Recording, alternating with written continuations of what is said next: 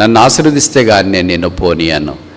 అక్కడ అతనిని ఆశీర్వదించాను. అందుకే చాలాసార్లు పరిచయం అంటే నాకు నిరుత్సాహం వస్తుంది. ఎందుకంటే గంటలు గంటలు నిలబడి రోజులు వెళ్ళి మైకుల దగ్గర అరిసేరిసి ఇన్ని రోజులు ప్రిపేర్ అయ్యి ఇన్ని పాయింట్లు చెప్పి ఇన్ని జాయింట్లు చెప్పి ఇన్ని కథలు చెప్పి ఇన్ని అనుభవాలు చెప్పినా మనుషుల్లో విస్మంతా కూడా మారట్లేదే.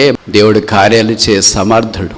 లోకంలో నిన్ను పట్టించుకునేవారు లేకపోయినా, చూసేవారు లేకపోయినా, చేతి తీసేవారు లేకపోయినా, ఆదరించేవారు లేకపోయినా, కన్నీరు తుడిచేవారు లేకపోయినా, గాయం కట్టేవారు లేకపోయినా, పరిష్కరించేవారు సమస్యలు లేకపోయినా, నిన్ను ధైర్యపరిచేవారు లేకపోయినా, నీతో నడిచేవారు లేకపోయినా, నీకు సహాయం చేసేవారు లేకపోయినా, నిన్ను ప్రేమించేవారు లేకపోయినా, నీకు ప్రాణం పెట్టేవారు లేకపోయినా, నిన్ను ప్రేమించిన యేసు ప్రభు ఉన్నాడు.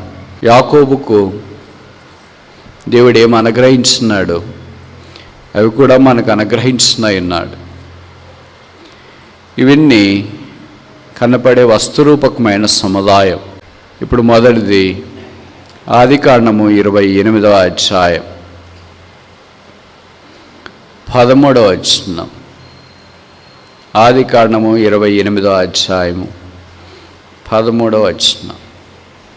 ఎవరైనా చదువుతారా?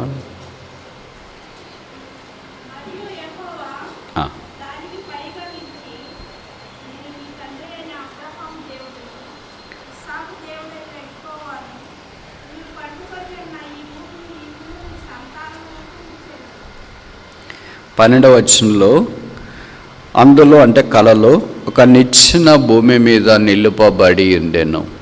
నిచ్చెన, జాకబ్స్ ల్యాడర్. ఇది మొదటిది. నిచ్చెనలు బహువచనం కాదు, నిచ్చెన ఏకవచనం. నిచ్చెన ఎంత ఎత్తుకేస్తాం? ఎన్ని అంతస్తులు బిల్డింగ్కి వేస్తాం? ఒక ఇంట్లో ఎన్ని నిచ్చెనలు ఉంటాయి? మీరు బహుశా 3 ఫ్లోర్లు ఈ మందిర నిర్మాణం జరిగించినారు. ఇచ్చినేరు కానీ లిఫ్ట్ పెడతారుగా. నిచ్చెన సాధారణంగా ఒకే ఫ్లోర్ ఉంటే గ్రామాల్లో పాతకాలంలో వేయడం ఆనవాయితీ. ఈ నిచ్చెన తీసేస్తే కింద వాళ్ళు పైకి ఎక్కలేరు, పైన ఉన్న వాళ్ళు కిందకి దిగలేరు. నిచ్చెన అందరి దగ్గర ఉండదు, ధనవంతుల దగ్గర మాత్రమే ఆ దినాల్లో అంటే గ్రామాల్లో కనిపిస్తుంది. నిచ్చెన అన్నిటికీ అవసరం. వారి పంట తీసుకుని వచ్చినప్పుడు వారి మిద్దె మీద వేయటానికి, ఆ పంటను తీసి కింద ఉంచడానికి, మిద్దె ఎక్కటానికి, మిద్దె దిగటానికి అవసరం. నిచ్చెన పైనున్న స్థలాన్ని కిందున్న స్థలాన్ని కలిపే అనుసంధాన మోడెం లాంటిది. ఆ నిచ్చెనే మన యేసుక్రీస్తు ప్రభు. ఎంత పెద్ద నిచ్చెన ఇది! ఎంత దీని ఎత్తు! దీనికి ఎన్ని మెట్లున్నాయి! దేవదూతలు దిగుచు ఎక్కుచు కాదు, ఎక్కుచు దిగుచు ఉన్నారు. ఎప్పుడు దిగారు మరి ఎక్కటానికి? పైన వారు కదా వాళ్ళు, కిందకు వారికేం సంబంధం అనే విషయాలు మనం ఆలోచించడానికి పూనుకుంటే 34వ అధ్యాయం కీర్తన ప్రకారం యెహోవా తన భయభక్తులు గలవారి చుట్టూ ఆయన దూతను కావలించి వారిని రక్షించు. కానీ యాకోబు బయలుదేరిన వెంటనే నిజంగా యాకోబు దేవుడు కోరిన ఆత్మీయ అంతస్తులో లేకపోవచ్చు, కానీ దేవుని భద్రత దూతలు ఆయన దగ్గరికి వచ్చినారు. దూత ఏకవచనం వేరే, దూతలు బహువచనం వేరే. యాకోబు సందర్భంలో దూతలు ఎన్నిసార్లు కనిపించినారు? ఆదికాండంలో దేవదూతలు ఎన్నిసార్లు కనిపిస్తారు? యెహోవా దూత ఏకవచనం ఎన్నిసార్లు ఆదికాండంలో ప్రస్తావించబడింది? యెహోవా దూత అనే మాట ఆదికాండం 16వ అధ్యాయంలో మొదట హాగరు విషయంలో కనిపిస్తుంది. యెహోవా దూత అనే ఏకవచనం ఉంటే the angel of the lord, యేసు ప్రభువుని జ్ఞాపకం చేస్తుంది. ఏంజిల్స్ ఆఫ్ ద లార్డ్ దేవదూతలు అనంటే వారు నిజంగా పరసంబంధమైన దేవదూతలు. అది బహువచనము పరసంబంధమైన దేవుని యొద్ద ఉన్న దూతలు. ఏకవచనము యేసుక్రీస్తు ప్రభువుకు పోలికగా ఉంది. దూతలు అనే బహువచనం బైబిల్లో మొదట ఎక్కడ కనిపిస్తుంది? ఆదికాండం 19వ అధ్యాయంలో లోతును బయటికి సొదొమ గొమొర్రా నుండి తీసుకుని రావటానికి ఇద్దరు వచ్చినారు. లోతు దగ్గరికి అయితే ఇద్దరు వచ్చినారు. మరి యాకోబు దగ్గరికి ఎంతమంది వచ్చారు? వాక్యంలో చెప్పబడింది దేవదూతలు బహువచనం ఎక్కుచూ దిగుతున్నారంటే నాకు తెలిసి ఇద్దరి కంటే ఎక్కువే ఉండొచ్చు. లోతు కంటే యాకోబు దేవునికి ప్రశస్తమైన వాడని వాక్యం ద్వారా మనకి ఇట్టే అర్థమవుతుంది. అలాగే మనం ఆదికాండం 32:1 కూడా యాకోబు తన త్రోవను వెళ్తుండగా దేవదూతలు ఆయన్ను అడ్డుకున్నారు. ఒక మనిషి దేవుని దూతలతో ఇంత భద్రంగా ప్రొటెక్ట్ చేయబడుతున్నాడంటే దేవునికి ఆ మనిషి విషయమై ఎంత మక్కువ ఉంది. మన విషయం కూడా దేవుడు అలా ఉండాలని కోరుతున్నాడు. కనుక మనం ఎక్కడికి వెళ్ళినా దేవుడు తన దూతను మన కాపుదలగా ఉంచి నడిపించేవాడు. కనీసం 5 సార్లు ఆదికాండంలో యెహోవా దూత ప్రస్తావన, దేవదూతల ప్రస్తావన మనకు కనిపిస్తూనే ఉంది. దీంట్లో మొదట నిచ్చెన దగ్గర దేవదూతలు ఉన్నారు. ఆ నిచ్చెన యేసు ప్రభువే అన్నాం. నిచ్చెనలు కాదు అంటే భూమి మీద నుండి పరలోకానికి ఎక్కి వెళ్ళటానికి ఒక మార్గమే నిచ్చెన. అందుకే యేసు ప్రభు మార్గం. యోహాను సువార్త 14:6లో యేసు అన్నాడు, నేనే మార్గము సత్యము. మార్గం ఎవరికి కావాలా? మార్గం ఎవరికి కావాలా? మార్గం తప్పే వాళ్ళకి కావాలా? జీవం ఎవరికి కావాలా? చచ్చిపోయిన వారికి కావాలా? సత్యం ఎవరికి కావాలా? అసత్యంలో ఉన్న వారికి కావాలా? ఎవరు మార్గం తప్పిపోయారు? 3వ అధ్యాయము లేదా రోమపత్రికలో మనం చూస్తాం, అందరూ త్రోవ తప్పి ఏకముగా డాష్. అందరు తప్పారు. పట్టణస్థులని, గ్రామీణులని, సామాన్య వారని, గొప్పవారని ఏం తేడా లేకుండా చదువుకున్నవారు, చదువు లేని వారని అందరు తప్పారు. దానికి ఒక అనాలజీ ఇచ్చినారు. అంటే ఒక సిమిలి, పోలిక. మనమందరము ఎవరి వల్లే తప్పిపోతుమి? ఎవరి వల్లే? సింహాల వల్లేనా? తోడేల వలెనా? గొర్రెల వలె తప్పిపోతిమి. ప్రతివాడు తనకిష్టమైన త్రోవకు తొలిగెను. we are all like a sheep gone astray.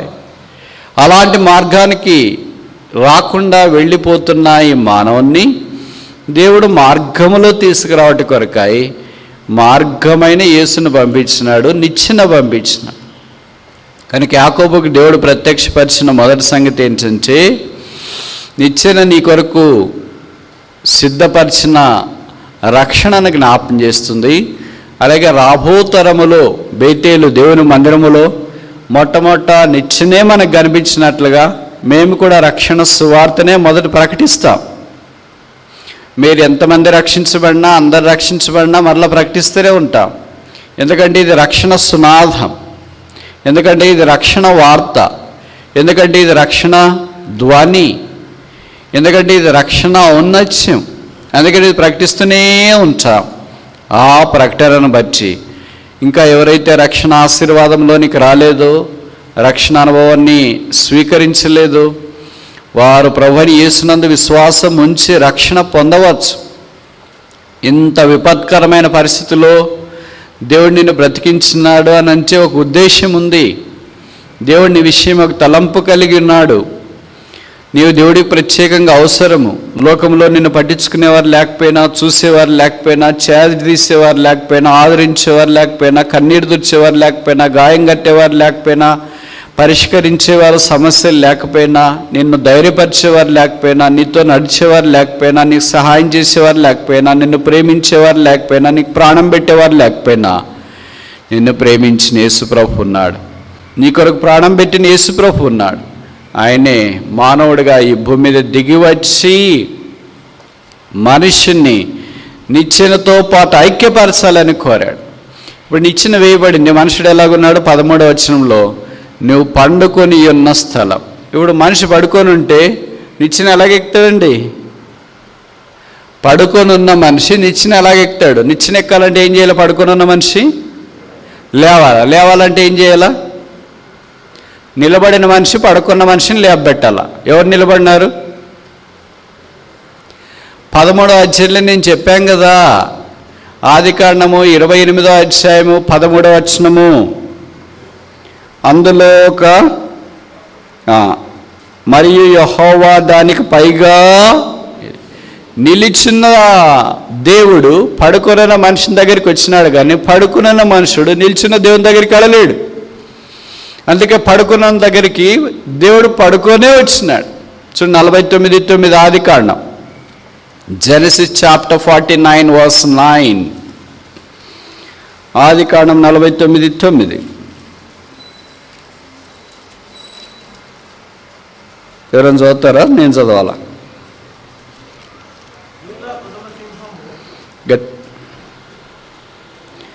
నేను చదువుతా. యూదా కొదమసింహము, నా కుమారుడా, నీ పట్టిన దాన్ని తినవచ్చితివి. సింహం వలెను గర్జించు ఆడు సింహం వలెను అతడు కాళ్ళు ముడుచుకొని పండుకొనెను. ఎవరతడు? యూదా గోత్రపు సింహము. ఎవరా యూదా గోత్రపు సింహము? ఇప్పుడు చూడండి, లూకాసు వార్త 2వ అధ్యాయం 12వ వచనం. Luke Gospel according to Dr. Luke chapter 2 verse 12. లూకాసు వార్త 2వ అధ్యాయం 12వ వచనం.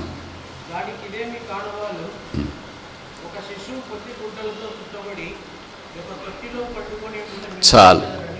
ఎలాగున్నాడు చెప్పండి? ఎలాగో వాక్యం చదవట్లేదు కదా.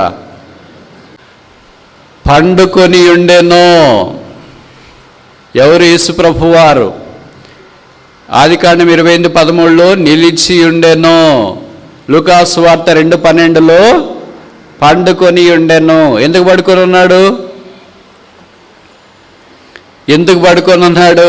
ఆదికాండం 28:13 ఆఖరి, నీవు పండుకొని ఉన్న స్థలము నేను నీకు ఇచ్చేదను కనుక పడుకొని ఉన్న మానవుని తిరిగి లేవనెత్తుట కొరకాయ ఆయన కూడా పడుకోవాలి.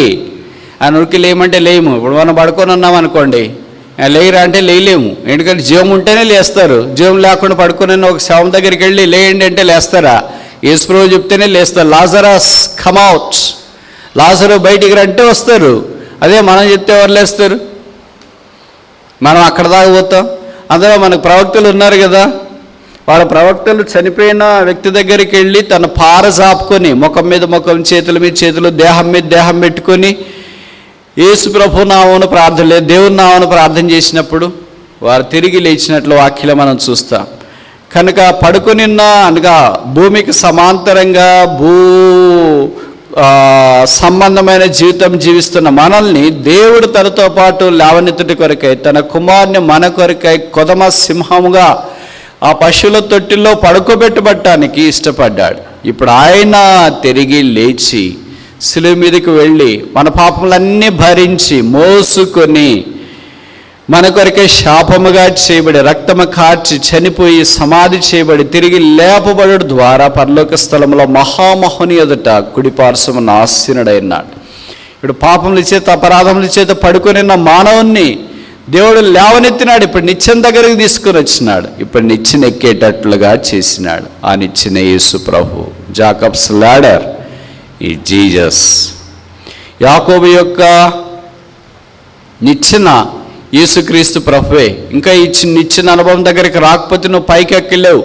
నీకు సొంతంగా నువ్వు నిచ్చెనలు తయారు చేసుకుంటావు, ఊడిపోతాయి. ఒక్కసారి నీ సొంత నిచ్చెన తయారు చేసుకుని నువ్వు పైన 3 ఫ్లోర్లు ఎక్కడానికి ప్రయత్నం చేసినావు అనుకో, పడితే నీ సంగతే నువ్వే గుర్తుపట్టలేవు. పళ్ళు ఏమవుతాయో, చేతులు ఏమవుతాయో, కాళ్ళు ఏమవుతాయో, ఏమవుతాయో తెలియదు. కనుక నువ్వు నిచ్చెన ఎక్కాలంటే నిచ్చెన మీద నీకు నమ్మకం ఉండాలి. ఓ బ్రిడ్జ్ ఎక్కాలా, బైపాస్ ఎక్కాలంటే ఆ బ్రిడ్జ్ మీద బైపాస్ మీద నమ్మకం ఉండాలి కదా. నమ్మకం లేకపోతే ఎలాగెక్కుతావు?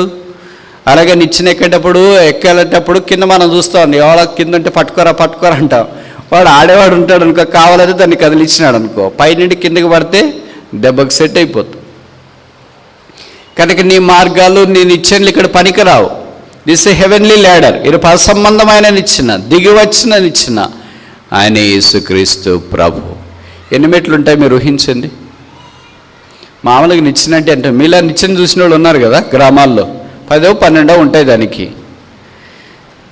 ఇప్పుడు భూమి మీద నుండి ఆకాశానికి నిచ్చెనేస్తే ఎన్ని మెట్లు వెళ్ళా?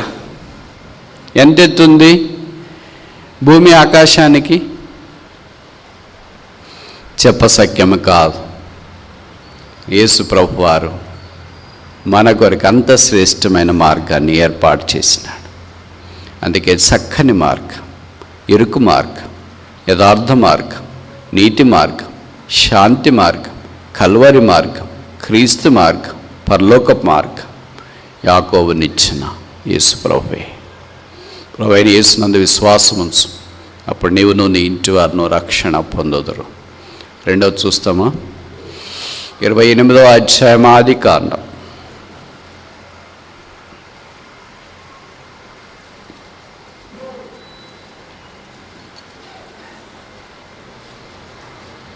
Genesis chapter 28, verse 18. తెల్లవారినప్పుడు యాకోబు లేచి తాను తలగడగా చేసుకున్న రాయి తీసి దాన్ని స్తంభముగా నిలిపి దాని కొన మీద నూనె పోసెను.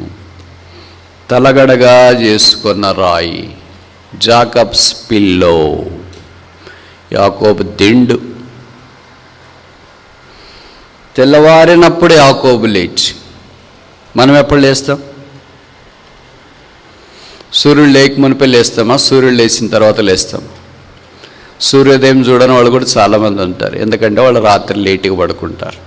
రాత్రి డ్యూటీలుండి లేటుగా పడుకుంటే వేరే, పనులుండి లేటుగా పడుకుంటే వేరే, ఫాస్టింగ్ ప్రేయర్ చేసి ఆల్ నైట్ ప్రేయర్ చేసి లేటుగా పడుకుంటే వేరే. మీకు తెలుసు సాలిడ్ వ్యాలిడ్ రీజను.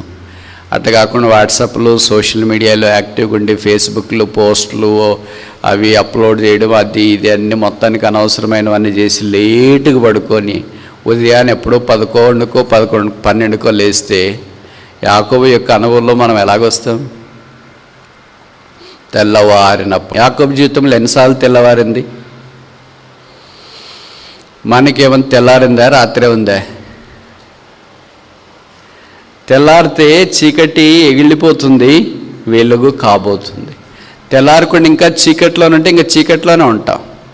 తెల్లవారినప్పుడు అబ్రాహాంకి ఎన్నిసార్లు తెల్లవారింది? ఇస్సాకి ఎన్నిసార్లు తెల్లవారింది? మోషేకి ఎన్నిసార్లు తెల్లవారింది? మనకేమైనా తెల్లారుతుందా? ఇంక పొద్దుగుం కింద. ఇవి ఆత్మీయమైన పాఠాలు ప్రబోధిస్తాయి. ఇది భౌతికంగా తెల్లవారడం అనే సంగతిని గురించి నేను మాట్లాడట్లేదు, ఆత్మీయమైన విషయాలు కూడా మాట్లాడుతాను. మీకు బైబిల్లో తెల్లవారడం అనే పదం ఎన్నిసార్లు రాయబడింది తెలుసా? దాంతో ఎవరు అసోసియేట్ అయ్యారు తెలుసా? మనకి తెల్లవారడం అంటేనే ఇష్టం ఉండదు కనుక మనకి దాని గురించి అంత ఎక్కువ పట్టించుకోం. పునరుత్థానం కూడా తెల్లవారినప్పుడు, ప్రొద్దునే మగ్దలేని మరియ వేరొక మరి సమాధి వద్దకు.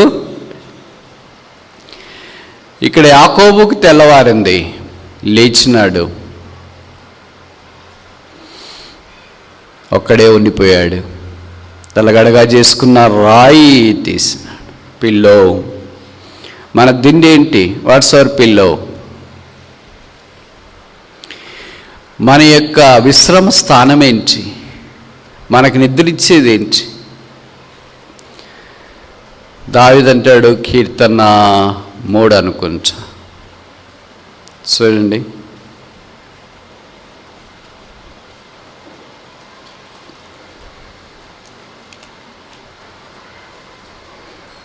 ఐదవ వచనం, కీర్తన 3:5.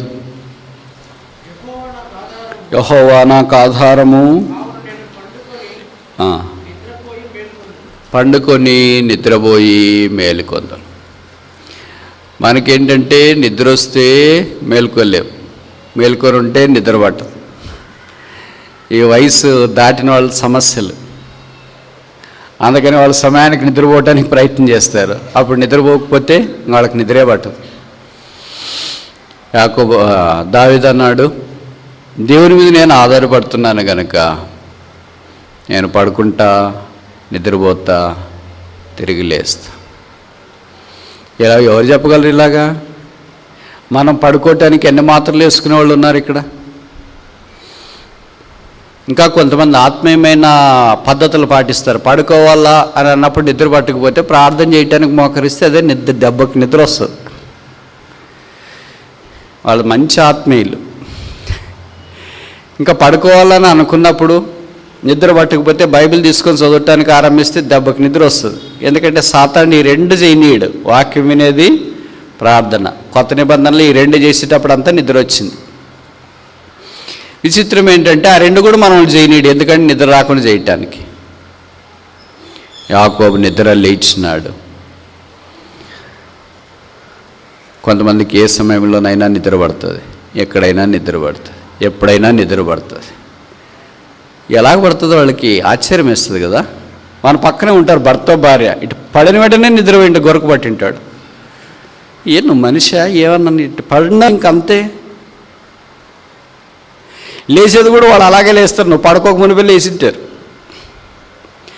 మనము నిద్ర పోతే ఇంకెవరు లేపలేరు. మంట అయిపోయింది. బైబిల్లో కొంతమంది అలాంటి వాళ్ళు ఉన్నారు, ఎక్కడైనా వాళ్ళు నిద్రపోతారు. చేప కడుపులో కూడా నిద్రపోయే వాళ్ళు ఉన్నారు, చెరసాలలో కూడా నిద్రపోయిన వాళ్ళు ఉన్నారు. తర్వాత ఏంటి, యేసు ప్రభు ఉదయాన్నే అప్పగించబడిపోతున్నాడు, లేకపోతే ఉదయాన్నే సిలువ వేయబడిపోతున్నాడు, రాత్రి అప్పగించబడతారు. తోటలో కూడా నిద్రపోయాడు పేతురు. ఈ తోటలోనంటే మంచి చల్లగాలి వస్తుంటుంది, రకరకాల మొక్కలు ఉంటాయి, ఫ్రెష్ బ్రీత్, తాజా గాలి ఉంటుంది. పగలంతా అలసిపోయారేమో, నిద్రపోయినారంటే అర్థం ఉంది. కొండ మీదకి రూపాంతరం కొండ మీదకి తీసుకెళ్తే మత్తయి 17వ అధ్యాయంలో అక్కడ కూడా నిద్రే. కొండ అయినా నిద్రే, తోట అయినా నిద్రే, జైలైనా నిద్రే. నన్ను నిద్ర ఏమి ఆపలేదు.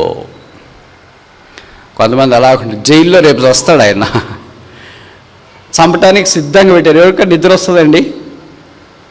కొంతమంది అలాగ యాకోబు ఒక్కడే ఉండిపోయాడు, నిద్ర వస్తుందే కాని స్థలానికి. కొంతమంది కొత్త స్థలంకి వెళ్తేనే మంచి రూమ్ ఉన్నా, కంఫర్టబుల్గా అన్ని ఏర్పాట్లున్నా నిద్ర పట్టదు. ఉదయం లేచిన తర్వాత నిద్ర పట్టిందండి మీకేని అడుగుతాం, పట్టలేదండి అని అంటాం. వీళ్ళు భవిష్యత్ దేవుని మీద అంత ఆధారపడ్డారు. వీళ్ళు భౌతికమైన అక్కర తీర్చిపెట్టడానికి కూడా అలాగే ఆధారపడ్డారు. బైబిల్లో చెప్పబడింది, అపోస్తల కార్యాల్లో పేతురు నిద్రపోతుంటే దేవతలు వచ్చి తట్టి లేపేశారు.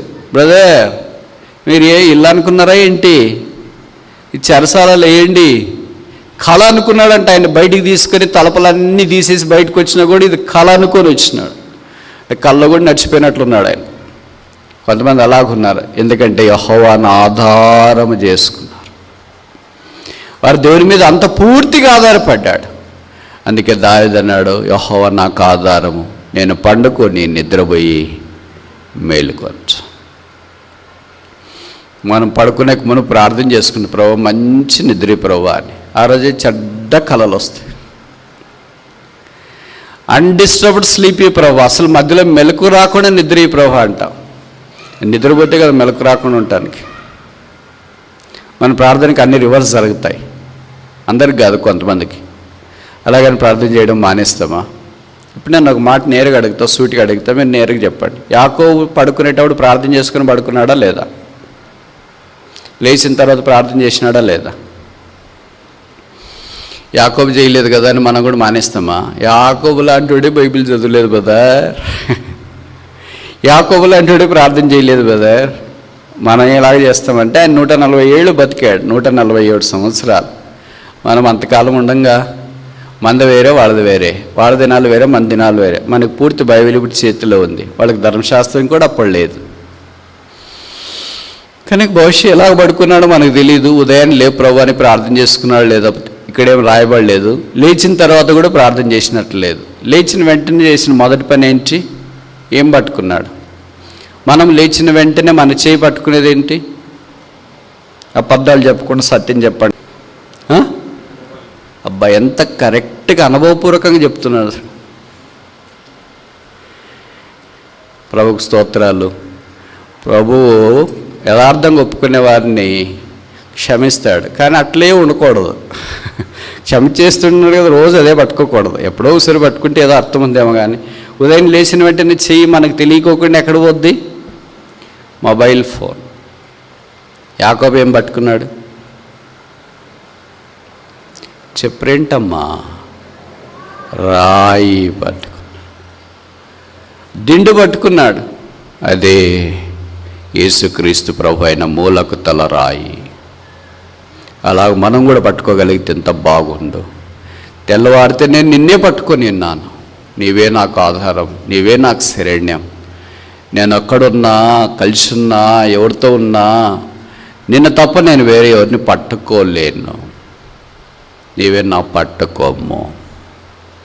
ఆ రాయి తన పట్టుకోవటానికి పూనుకున్నాడు. లేచిన వెంటనే చేసిన మొదటి పని ఏంటి? రాతిని నిలువబెట్టినాడు. దైవికమైన పనులు మొదట, దైవికమైన సంగతులు మొదట, దైవిక కార్యాలు తెల్లవారుజామున చేస్తే ఎంత ఆశీర్వాదంలోనికి వస్తాం. ఈ చిత్రం ఏంటంటే అన్నీ అయిపోయిన తర్వాత మనం ఇలాగే అనుకుంటాం. చాలామంది, నాకు తెలుసు కదా, ఏమనుకుంటాం? ఇప్పుడు చదవాలంటే కష్టము, ఇప్పుడు ఆఫీస్కి వెళ్ళాలా, భర్త, భార్య, పిల్లలు అందరూ అన్నీ అయిపోయిన తర్వాత, అందరూ వెళ్ళిపోయిన తర్వాత ఇంకెంత చదువుతానో చూసుకో, ఈరోజు అంతా బైబిల్ అంతా అయిపోవాల. సాతాను చెప్తాను, నేను కూడా మీలాంటి వాళ్ళు మస్తు చూసినాను, 67 సంవత్సరాలు మానవ చరిత్రలో చాలా అనుభవం ఉందని అనుకుంటాడు. కరెక్ట్ మీరు పనులను ముగించుకొని అందరిని పంపించిన తర్వాత బైబిల్ తీసుకుందామంటే వెంటనే నీకు ఫోన్ రింగ్ అవుతుంది. అప్పటిదాకా ఫోనే రింగ్ కాదు. మీరు అనుభవంతో బాగా చెప్పండి. ఎప్పుడైనా ప్రార్థన చేసేటప్పుడు, వాక్యం చదివేటప్పుడు నా ఫోన్ రింగ్ కాలేదని వాళ్ళు చేయొద్దండి.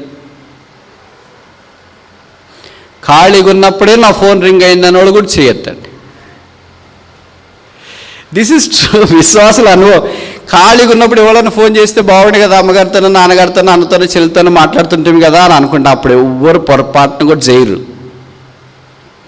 సరే ఖాళీగా ఉన్నానులే, బైబిల్ తీసుకుందాం తెరిచినాం, అట్లా అంతే. వెంటనే ఫోన్ రింగ్ అవుతుంది. మమ్మీ, డాడీ, అక్క, అన్న, హబ్బీ, హనీ, మిల్కీ, ఇంకేమేమో పేర్లు. అదేమి షార్ట్ కాల్ కాదు, long long long long call. ఎప్పటిదాకా? మళ్ళీ ఎవరో ఒకరు వచ్చి బెల్ల కొట్టేదాకా. ఏమైంది బైబిల్ చదవడము? తిన్న తర్వాత మధ్యాహ్నము చూసుకోండి అప్పుడు ఎంత చదువుతానో. సరే, ఇప్పుడు మధ్యాహ్నం భోజనం అయిపోయింది, అప్పుడు నిద్ర వస్తుంటుంది. ఇప్పటికీ చాలా ప్రయాసపడ్డారు కదా, అప్పుడు ఎవరో ఒకళ్ళు ఫోన్ చేస్తారు, లేదా అమ్మలక్కలు ఎవరో ఒకళ్ళు వస్తారు, మాటలు పెడతారు. సాయంకాలం దాకా అయితే అప్పటికి పిల్లలు, భర్త అందరూ వచ్చేస్తారు. ప్రభువా, ఈరోజు ఏం చదవలేకపోయినాను, ఈ రోజుది రేపుది రేపు చూసుకున్నాడు ఆయన. చూసుకుంటూనే ఉన్నాడు. అట్లా వారాలు వారాలు అయిపోయినాయి, నెలలు నెలలు అయిపోయినాయి, సంవత్సరాలు. అందరూ అలాగే ఉంటారని నేను చెప్పట్లేదు, చాలామంది అలాగే ఉంటారు. నేను చెప్పేది వాళ్ళకి అర్థమవుతుంది, వాళ్ళకి బాగా తెలిసిపోతుంది లోపల. మా సంగతి బ్రదర్కి ఎలాగో తెలుసు అని వాళ్ళు అనుకుంటుంటారు. యాకోబు మన లాంటి వాడు కాదు. తెల్లవారిన వెంటనే ఆయన చెయ్యి రాయి మీద పోయింది. తెల్లవారిన వెంటనే ఆయన పని దాన్ని నిలబెట్టడం దగ్గరికి వెళ్ళింది. మన ఆధారం ఏంటి? మన తిండి ఏంటి? What's our pillow. మూడోది చూస్తామా? 28వ అధ్యాయం ఆదికాండం, జెనసిస్ చాప్టర్ 28.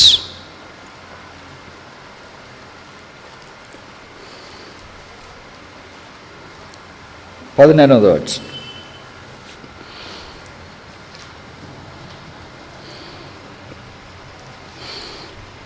తెల్లవారినప్పుడు యాకోబు లేచి తాను తలగడగా చేసుకున్న రాయి తీసి దానిని స్తంభముగా నిలిపి.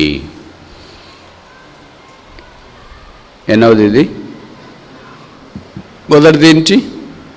జాకబ్స్ ల్యాడర్, నిచ్చెన, సాల్వేషన్, రక్షణను గురించి జ్ఞాపకం చేస్తుంది. రెండవది ఏంటి? జాకబ్స్ పిల్లో, ఇట్ కీప్స్, అది మనకి దేని గురించి జ్ఞాపకం చేసింది? సపోర్ట్, మన ఆధారం జ్ఞాపకం. మూడవది ఏంటి? పిల్లర్, స్తంభం, స్పీక్స్ ఆఫ్ శాంక్చురీ, దేవుని నివాస స్థలాన్ని గురించి మాట్లాడుతుంది. ఇప్పుడు నేను ఒక ప్రశ్న అడగొచ్చా? ఆది కాండంలో స్తంభాలు ఎవరు ఎక్కువ కట్టారు? యాకోబు ఎన్ని స్తంభాలు కట్టాడు? మనకేమైనా స్తంభం ఉందా? స్తంభం అంటే నిటారుగా ఉండేది, అంటే దేవునితో నాకు సంబంధం ఉంది. తెలుసు కదా స్తంభాలు, వీటిని లెంటిలు అంటారు. లెంటిలు అంటే అడ్డంగా ఉండేది, స్తంభం అంటే నిటారుగా ఉండేది. నాకు దేవునితో అంత అవినాభావ సంబంధం ఉంది. ఒక్కోటి కట్టడానికి దేవుడు వాడుకుంటాడు. అందరూ అన్ని పనులు చేయలేరు. 4 పితరులు చెప్పాను కదా, అబ్రహాము, ఇస్సాకు, యాకోబు, యోసేపు. అబ్రహాము 4 బలిపీఠాలు కట్టాడు. Speaks of his relationship with God, దేవునితో తన సంబంధాన్ని జ్ఞాపకం చేస్తుంది. ఇస్సాకు 4 బావులు దవ్వాడు. Speaks of his resources in God, దేవుడే నా సమస్త వనరులు అని జ్ఞాపకం చేయబడుతుంది. యాకోబు 4 స్తంభాలు కట్టాడు. స్పీక్స్ ఆఫ్ రిమెంబరెన్స్, జ్ఞాపకార్థం, సూచన, దేవుడు చేసిన కార్యాలు గుర్తుపెట్టుకున్నాడు. తర్వాత యోసేపు 4 రకాలైన బట్టలు ధరించినాడు. అదే జ్ఞాపకం చేస్తుంది. స్పీక్స్ ఆఫ్ రాయాలిటీ, రాజరిక వైభవాన్ని జ్ఞాపకం చేస్తుంది. ముందుకెళ్ళక మనపు బలిపీఠం కట్టిన అబ్రహాముల, బావులు దవ్విన ఇస్సాకుల, స్తంభాలు కట్టిన యాకోబుల, బట్టలు ధరించిన యోసేపులా. 4 రకంగా అనేవాళ్ళు కొంతమంది ఉన్నారు. మీకు తెలుసు కదా వాళ్ళు ఎవరు? లోతు. ఒక్క బలిపీఠం కట్టలేదు, ఒక్క బావి దవ్వలేదు, ఒక్క స్తంభం కట్టలేదు, ఒక్క డ్రెస్ మార్చలేదు. ఎందుకు రక్షించబడ్డా? ఎందుకు బాప్తిసం తీసుకున్నావు? ఎందుకు మందిరానికి వస్తున్నావు? తెలీదు. ఎవరో రక్షణ పొందమని చెప్పారు, అందుకే రక్షణ పొందాను. బాప్తిసం ఏమని తీసుకోమన్నారు, తీసుకున్నాం. దీని ద్వారా ఏం నీకు ఉపయోగం లేదు. అసలు నీ ఉద్దేశం ఏంటి భూమి మీద? అబ్రహాం గుర్తించినాడు, నా ఉద్దేశము భూమి మీద ఏంటంటే నేను దేవునికి బలిపీఠం కట్టాలా. ఇస్సాకు గుర్తించినాడు, నా ఉద్దేశం భూమి మీద ఏంటంటే నేను త్రాగడానికి నాకు మాత్రమే నీళ్ళు కాకుండా అందరికి సిద్ధపరచాలి. యాకోబు గుర్తించినాడు, నేను స్తంభాలు కట్టాలా. సరే, ఇంత వాళ్ళకి వాక్యం చెప్పేవాళ్ళు లేకపోయినా ఇంత గ్రహింపులోనికి వచ్చినారు. మనకి ఇంత మైకులు పెట్టి యూట్యూబ్లు పెట్టి ఇన్ని చెప్తున్నారు, అవి ఎక్కట్లేదేంటి? సింక్రనైజ్ కావట్లేదేంటి? కొంతమందికి అంతే, మెడిసిన్ పనిచేయదు. అందుకే మీరు వ్యాక్సిన్ వేసుకున్నప్పుడు ఒక అర్ధగంట కూర్చొని బొండే అని చెప్తుంటారు. ఎందుకంటే నీకు పని చేస్తుందా లేదా, నీ శరీరం పడుతుందా లేదా అని. అర్ధగంటకి శరీరం మీద దొద్దులు అవి ఇవి వస్తున్నాయి అనుకోండి, మీకు పడట్లేదు కనుక మీరు ఇక్కడే ఉండండి, మీకు ట్రీట్మెంట్ ఇస్తామంటారు. ఏం లేకపోతే మీ శరీరం సూట్ అయిపోయింది, ఇంక మీరు వెళ్ళిపోవచ్చు అని అంటారు. వాక్యం అనేది పరిశుద్ధాత్మ దేవుడు మనకు పరిచయం చేస్తున్నప్పుడు మనకి ఎక్కుతుందే కదా, పడుతుందే పడదా? పాపము కరెక్ట్ మ్యాచ్ అవుతుంది. పెన్సిలిన్ పడుతుందండి మీకు అని డాక్టర్లు పడుతుందండి. వాక్యం పడుతుందా అండి? అట్లాంటివి అడగొద్దండి. పాపం పడుతుందా అండి? కరెక్ట్ పడుతుందండి. పాప శరీరముతో పరిశుద్ధమైన దేవుని కొరకు ఏమి చేయకపోతే ఎంతకాలం ఇలాగుంటా? దేవుడి కార్యాలు చే సమర్థుడు, దేవుడి కొరకు జీవించాలని కోరబడుతుంది. యాకోబు స్తంభము కట్టాడు. మీకు తెలుసు కదా, ప్రకటన గ్రంథంలో చెప్పబడింది 3వ అధ్యాయం అనుకుంటా, జయించువాడు నా దేవుని మందిరములో ఏమవుతాడు? మీరు చెప్పకపోతే వాక్యం తీయండి. ప్రకటన గ్రంథం 3వ అధ్యాయం ఎన్నో వచనం?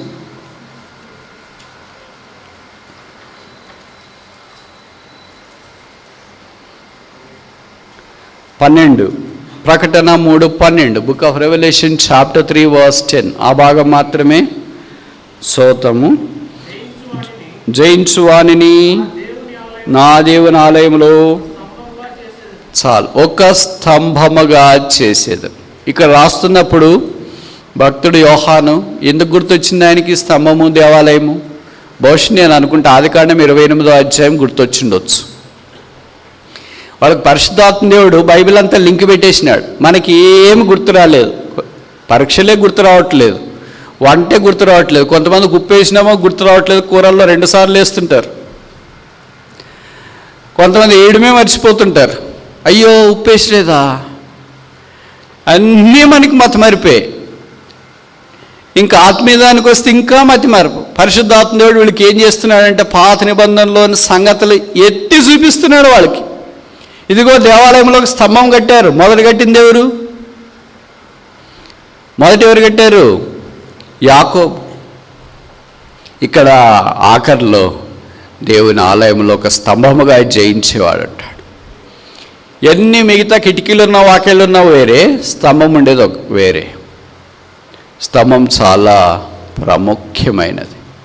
ఆ మధ్యలో 2006లో అనుకుంటా, ఇప్పుడు ఈ 7 సంఘాలు ఉన్నాయి కదా, ఎఫెసస్, స్ముర్నా, పెర్గము, థియతైరా, సార్దీ, ఫిలదెల్ఫియా, లవోదికీయ, ఇవన్నీ ఇవి టర్కీలోనే ఉంటాయి.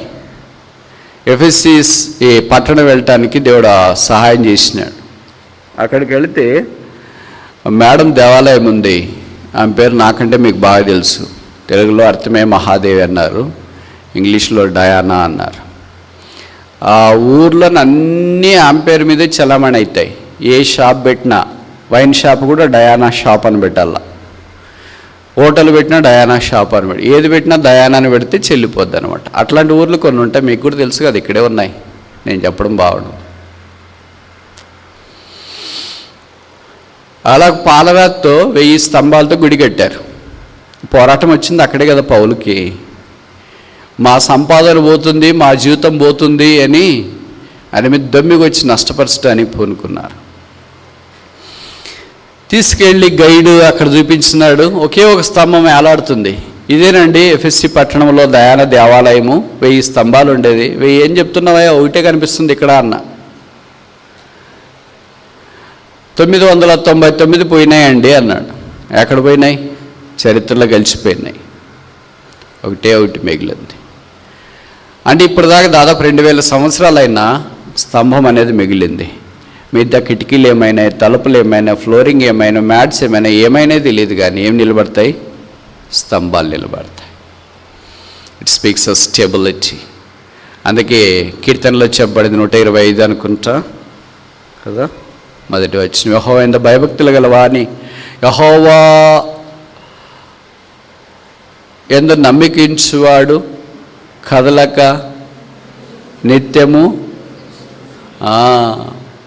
యెరూషలేము చుట్టూ పర్వతములు ఉన్నట్లు యెహోవా యందు భయభక్తుల వారిని, వాని చుట్టూ దేవుని యొక్క భద్రత కాపుదల అలాగుంటుంది. కనుక ఒక విశ్వాసి ఒక స్తంభముగా ఉండాలి. స్తంభం దేనికి కదలదు. తుఫాన్ వచ్చినా, సునామీ వచ్చినా, ఏమొచ్చినా అది కదలదు. విశ్వాసులు ఎలాగుంటారంటే క్రోటాన్ మొక్కల మాదిరి ఉంటారు. అంటే డెకరేటివ్ పీసెస్ ఆదివారం తెచ్చి అక్కడ పెడతారు. అవి ఒక మినిస్టర్ వస్తున్నాడు అనుకోండి, క్రోటాన్ మొక్కలు తీసుకొని వచ్చి అక్కడ అన్నీ ఏర్పాటు చేస్తారు. మినిస్టర్ వెళ్ళిపోయిన తర్వాత మొక్కలన్నీ తీసుకొని లారీలోనే, ట్రాక్టర్లోనే వేసుకొని పోతారు. స్తంభాలు అలాగ పోరు. దాన్ని ఏం పెద్ద డెకరేషన్ కూడా చేయరు, పట్టించుకోరు. అలాగా దేవుని మందిరంలో ఉండాలని దేవుడు కోరుతున్నాడు. కానీ దేవుని మందిరంలో స్తంభాలేనా? ఇప్పుడు ఎన్ని చూసామో? 4. మొదటిదేంటి? 3. మొదటిదేంటి? జాకబ్స్ ల్యాడర్, యాకోబు యొక్క నిచ్చెన, సాల్వేషన్, రక్షణ జ్ఞాపకం చేస్తుంది. రెండవదేంటి? జాకోబ్స్ పిల్లో, యాకోబు యొక్క దిండు ఏ జ్ఞాపకం చేస్తుంది? స్పీక్స్ ఆఫ్ సపోర్ట్, ఆధారాన్ని జ్ఞాపకం చేస్తుంది. మూడవదేంటి?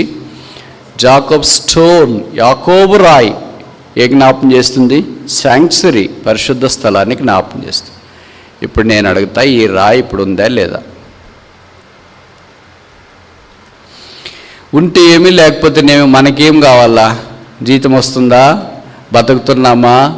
అన్ని కార్యక్రమాలు ఉన్నాయా? మొబైల్ ఫోన్ ఉందా లేదా? అయిపోయిన తర్వాత ఎవరో ఒకరు తీసుకొని పోయి పడేస్తారా? అంతేనా? ఈ రాయి ఇప్పుడు మీరు ఉందనుకుంటున్నారా లేదా అనుకుంటున్నారా? దీనికి ఒక చరిత్ర ఉంది. ఈ రాయి ఉంది ఇప్పుడు. Jacob stone is not that simple. యాకోబు దాన్ని ప్రత్యేకంగా ఏర్పాటు చేసుకున్నాడు. ఆయనకు అప్పుడు తీసుకున్న రాళ్లలో ఒక రాణిని తీసుకొని అని రాశారు. అదే మూలక తలరాయింది. ఇప్పుడు ఏం జరిగిందంటే సొలొమోను మందిరం కట్టేటప్పుడు ఈ బేతేల్లో ఉన్న ఈ రాతిని తీసుకుని వెళ్ళి సొలొమోను మందిరం కట్టేటప్పుడు ఈ రాయిని అక్కడ మూలరాయిగా పెట్టాడంట. తర్వాత ఏం జరిగింది, శత్రువుల మందిరం మీద దాడి చేసి యెరూషలేమునంతా చిన్నాభిన్నం చేశారు కదా. ఇప్పుడు వాళ్ళకి కావాల్సింది ఇలాంటివే. దీన్నే ఏమంటారంటే బూటీ అంటారు, దోపుడు సొమ్ము అని, ప్రశస్తమైనవి. దాన్ని తీసుకుని వెళ్ళారు శత్రు బబులోనీయులు. బబులోన్లో నుండి ఎక్కడ పోయింది, స్పెయిన్కి పోయింది. స్పెయిన్ నుండి ఎక్కడికి వెళ్ళింది, స్కాట్లాండ్కి వెళ్ళిపోయింది. స్కాట్లాండ్ నుండి రాయి ఎక్కడికి వెళ్ళింది, నదీ నామ్ సాగరో గతి అంటారు, all roads lead to Rome అంటారు. అన్ని దారులు ఎక్కడికి పోతాయి, రోమాకు పోతాయి. అన్ని నదులు ఎక్కడికి వెళ్తాయి, సముద్రానికి వెళ్తాయి. ప్రపంచంలో విలువైనవన్నీ ఎక్కడికి వెళ్తాయి, ఒకే దగ్గరికి వెళ్తాయి. ఎక్కడ చరిత్ర ఎవరు లేరా, హిస్టరీ ఫెయిల్ అయిన వాళ్ళు, గ్రూప్స్ రాసేవాళ్ళు, all valuable things goes to England. ప్రొద్దు కుంకని దేశం, సూర్యాస్తమయం కాని దేశం. వెస్ట్ మినిస్టర్ అని ఒక ఏరియా ఉంటుంది. ఇప్పుడు రాణిగారు కూర్చొని ఉంటారు. ఈ రాయి ఆ సింహాసనం దగ్గర ఉంది. ఎవరు రాణి కావాలన్నా రాజు కావాలన్నా రాయి దగ్గరికి వెళ్ళిన తర్వాత వారికి అభిషేకం చేసి వాళ్ళు రాజులుగా రాణులుగా చేస్తారు. బైబిల్ పండితుల అభిప్రాయం ఏంటంటే యెరూషలేములో తిరిగి దేవుని మందిరం నిర్మాణం జరిగేటప్పుడు ఇంగ్లాండ్ దేశంలో నుండి ఈ రాతిని తీసుకొని వచ్చి దాన్ని మూలరాయిగా పెట్టి యెరూషలేములో కొత్త మందిరం కట్టబోతున్నారు. ఆహా, దేవుని బుద్ధి జ్ఞాన బాహుళ్యములు ఎంతో దొడ్డవి. యాకోబు తలదిండుగా చేసుకున్న రాయికి ఇంత ప్రశస్తత ఉందా, ఇంత చరిత్ర ఉందా, ఇంత విలువ ఉందా? ఆ రాయి యేసుక్రీస్తు ప్రభువే. మన భౌతికమైన రాతిని గురించి ఇప్పుడు మాట్లాడుకునే ప్రాముఖ్యత ఇట్లేదు, కానీ ఆత్మీయమైన రాయి, కొరింథీయులకు రాసిన మొదటి పత్రిక 10వ అధ్యాయంలో అన్నారు, వెంబడించిన రాయి, వచ్చిన రాయి, చీల్చబడిన రాయి, దట్ స్టోన్ ఈ జీసస్ క్రైస్ట్. ఆ బండ క్రీస్తే. నాలుగవది అదే వచనం 28వ అధ్యాయం, ఆదికాండం 28వ అధ్యాయం 18వ వచనం. ఆదికాండం 28వ అధ్యాయం 18వ వచనం.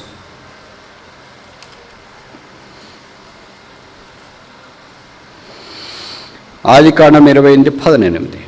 స్తంభముగా దాన్ని నిలిపి నూనె పోసెను. జాకబ్ సాయిల్, యాకోబు నూనె. Speaks of spirit field life. పరిశుద్ధ ఆత్మ దేవుని నడిపింపు కిందకు వచ్చిన జీవితం. అందుకే రోమపత్రిక 8:14 అనుకుంటా, ఎందరు దేవుని ఆత్మ ద్వారా నడిపించబడతారో వారందరూ దేవుని కుమారులను వాక్యంలో రాశారు. అంటే కుమార్తెలను కూడా అర్థం. దేవుని ఆత్మ ద్వారా నడిపించబడిన వాళ్ళు ఎవరు మరి? ఈ రెండు మనల్ని గైడ్ చేస్తాయి కదా, the spirit of God and the spirit of man. మనిషిని ఆత్మ, దేవుని ఆత్మ. దేవుని ఆత్మకు విధేయత చూపిస్తే దేవునికి మహిమ కలుగుతుంది. మనిషిని ఆత్మ విధేయత చూపిస్తే మనిషినికి మహిమ కలుగుతుంది. ఒక్క మనుష్యుడు దేవుని మహిమ తీసుకురావటం కొరకై దేవుడు తన మందిరావరణంలో వాడుకోవాలని కోరాడు. ఇప్పుడు నేను ఒక ప్రశ్న అడుగుతా, యాకోబుకు అరణ్యంలో నూనె ఎక్కడొచ్చింది? తీసుకెళ్ళాడా? ఆన్లైన్ షాపింగా? డోర్ డెలివరీనా? ఎవరు తీసినారు మరి? ఇది ఇశ్రాయేలీలు ఎక్కడికి వెళ్ళినా 2 వాళ్ళతో తీసుకెళ్ళేవాళ్ళు. దాంట్లో ఒకటి ఏంటంటే నూనె. అది బహుశా ఒలివల నూనె అయిండవచ్చు.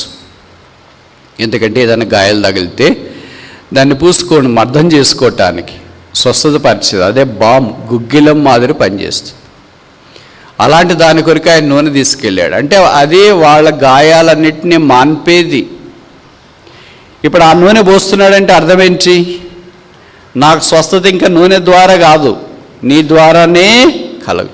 స్వస్థపరచు యెహోవాను నేనే. కనుక నా అభిషేకం ఈ నూనె ద్వారా కాదు, మీ ద్వారానే. మెస్సియా, అభిషేకించబడిన వాడు అని అర్థం.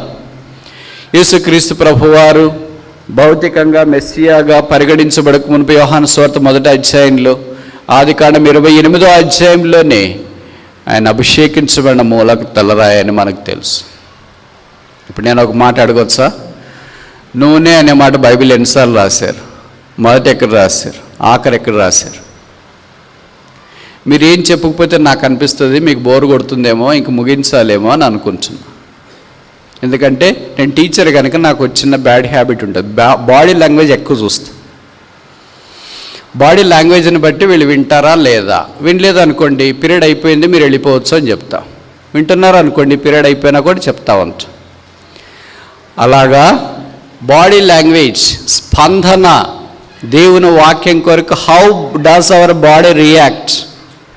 జీవము గల దేవుని దర్శించడానికి నా ప్రాణము నా శరీరము 84వ కీర్తన 2వ వచనంలో రాయబడింది. అది కోరా కుమారులకు, మనకు కాదు కదా.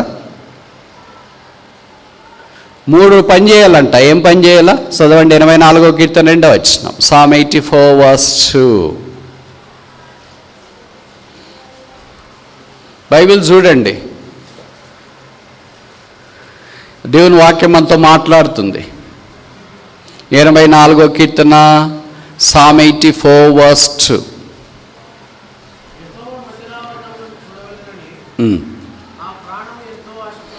నా ప్రాణం ఎంతో ఆశపడుతుంది, సొమ్మసిల్లుచున్నది.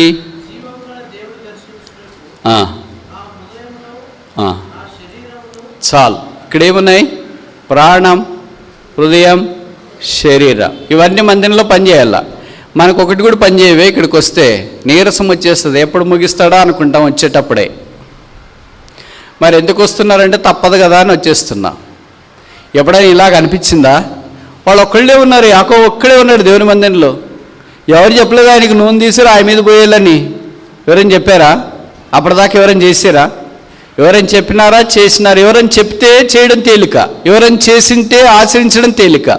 ఎవరు చేయనిది, ఎవరు చెప్పనిది దేవుని ఆత్మ ద్వారా ఆయన బోధించబడిన వాడై ఆ పని కొరకు పూనుకున్నాడు. ఇప్పుడు మన పరిశుద్ధాత్మ దేవుడు ఆయన అంగీకరించిన తర్వాత, రక్షణ పొందిన తర్వాత మన హృదయంలో నివాసం చేస్తాడు. అందుకనే బైబిల్లో రాయబడింది ఆత్మను ఆర్పకుడి అని. అంటే అనేకసార్లు మనం ఆత్మకు విరోధమైన కార్యాలు చేసినప్పుడు పరిశుద్ధాత్మ దేవుడు ఆరిపోతాడు. పరిశుద్ధాత్మ దేవుడు అది ఇది కాదు, స్త్రీలింగం కాదు, దయం కాదు. ఆయన is not a feminine gender, masculine. కొంతమందికి పరిశుద్ధాత్మ దేవుడిని అది వచ్చింది ఇది వచ్చింది అంటుంటారు. ఆత్మ వచ్చింది, వచ్చినాడు. నేను వెళ్ళి ఆ ఆదరణకర్తను మీ యొద్దకు పంపిస్తా. ఆయన పాపమును గూర్చి, నీతిని గూర్చి, తీర్పును గురించి ఒప్పింప చేస్తా. కానీ తిత్వమైన దేవుడు, తండ్రి దేవుడు, కుమారుడైన దేవుడు, పరిశుద్ధాత్ముడైన దేవుడు. కనుక పరిశుద్ధాత్మ దేవుడికి అది వచ్చింది ఇది వచ్చింది అనొద్దండి. ఏమనల్లా? ఆయన వచ్చినాడు, ఆయన మాట్లాడినాడు, ఆయన నడిపించినాడు, ఆయన బోధిస్తున్నాడు, ఆయన కార్యం చేస్తున్నాం. అసలు పరిశుద్ధాత్మ దేవుడు ఏ జెండరో మనకు తెలియకపోతే పరిశుద్ధాత్మ దేవుడి ద్వారా నడిపించబడతామనుకోవడము శోచనీయం కదా, కాదంటారా? అలాగూ నడిపించబడిన వాడుగా యాకోబు మనకు కనిపిస్తున్నాడు. ఇప్పుడు 5వ దాకా చూసి ముగిస్తామా? ఆదికాండం 32వ అధ్యాయం 10వ వచనం.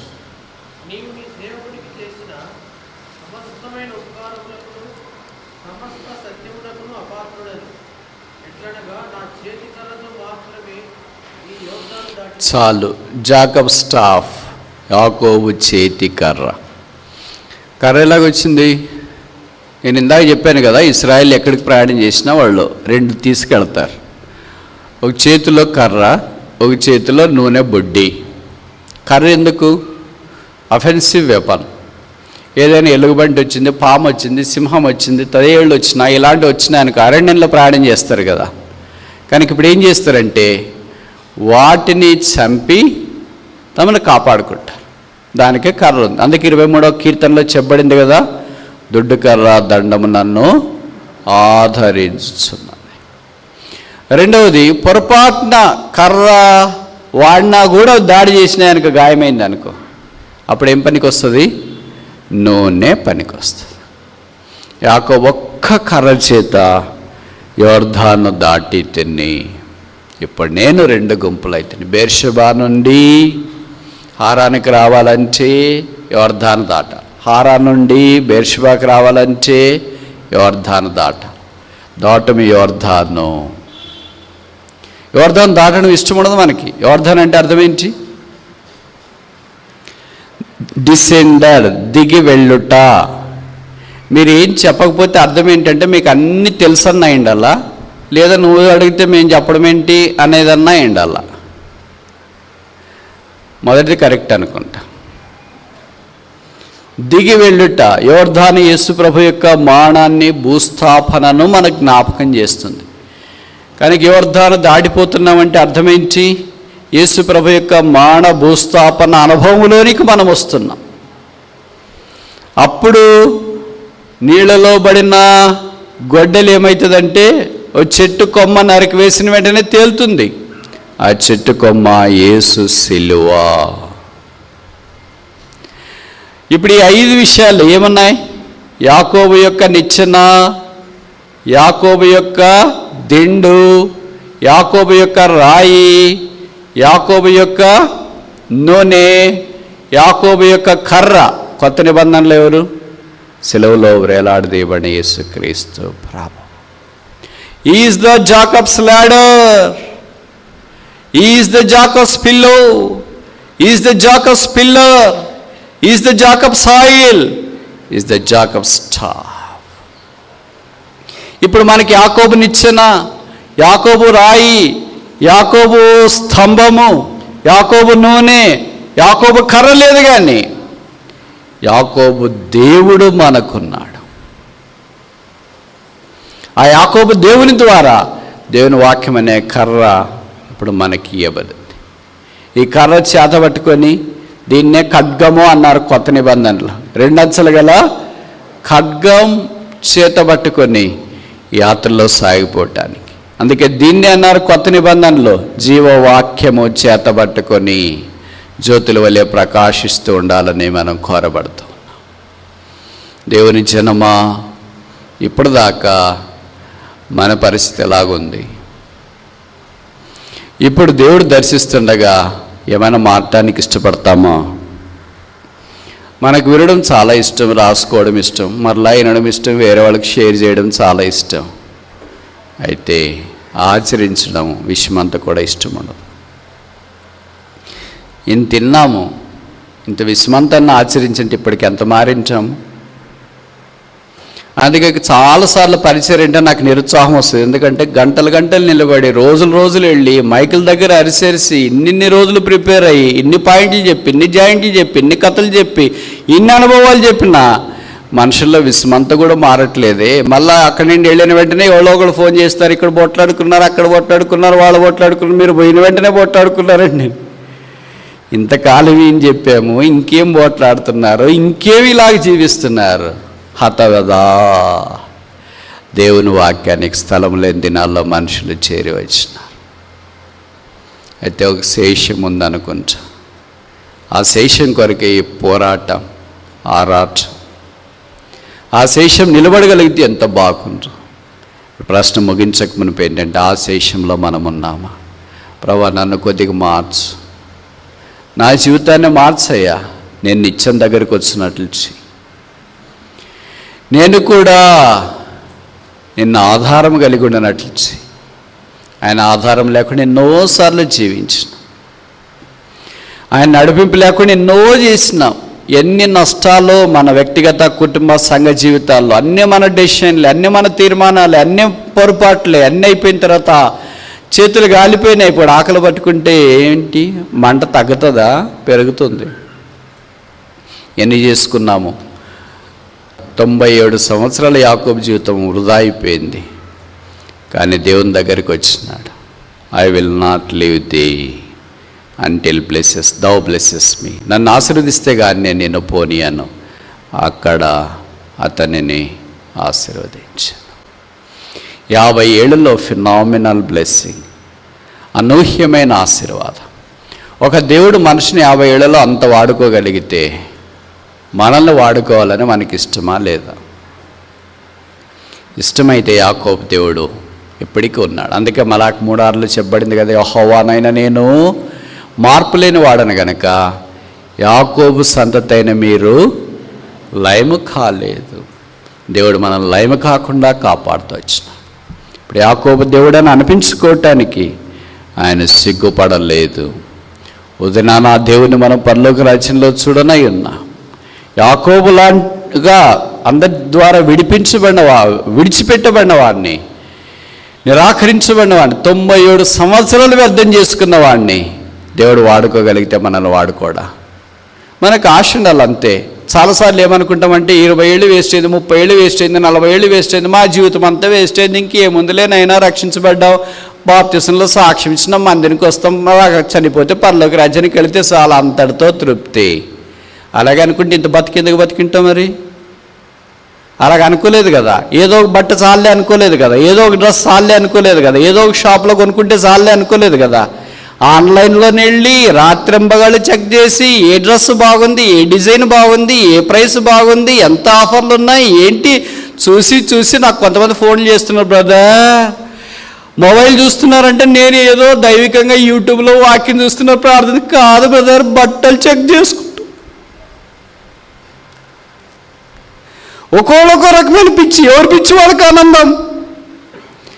ఈ మంటి శరీరము రాత్రికి రాత్రి బాగుంటే పగలు కూలిపోయి ఇంత అవసరమా? మనల గురించి దేవుని గురించి అనుకుంటున్నారేమో. బాగున్నప్పుడేమో అంత టిప్ టాప్ ఆహో అంటాం. ఎంతోమందిని మనం చూసినాం కదా. దీని కొరికైనా ఇంత ఆరాటం, దీని కొరికైనా ఇంత పోరాటం, దీని కొరికే ఇంత సంఘర్షణ, దీని కొరికైనా ఇంత నాది, నా వారు, నా భర్త, నా భార్య, నా ఇల్లు, నా కారు, నా వింటున్నావు వెళ్తున్నా నువ్వు కూడా బోధ చేస్తావు. ప్రభువా నన్ను విషమంతన్న మార్చు, నీ ఆత్మతో నడిపించబడేటట్లు చెయ్యి. లేస్తే నీ బైబిల్ పట్టుకునేటట్లు చెయ్యి. లేస్తే నీవే ఆధారముగానే ఉండేటట్లు చెయ్యి. నిశ్చయమైన మార్గాన్ని ఇతరులకు ప్రకటించేటట్లు నన్ను చెయ్యి. యాకోబు దేవా ఎక్కడున్నావు? యాకోబు సంతతైన నేను లయము కాకుండా కాపాడినవాడా, యాకోబు దేవుని నామము నన్ను ఉద్ధరించినట్లుగా చెయ్యి.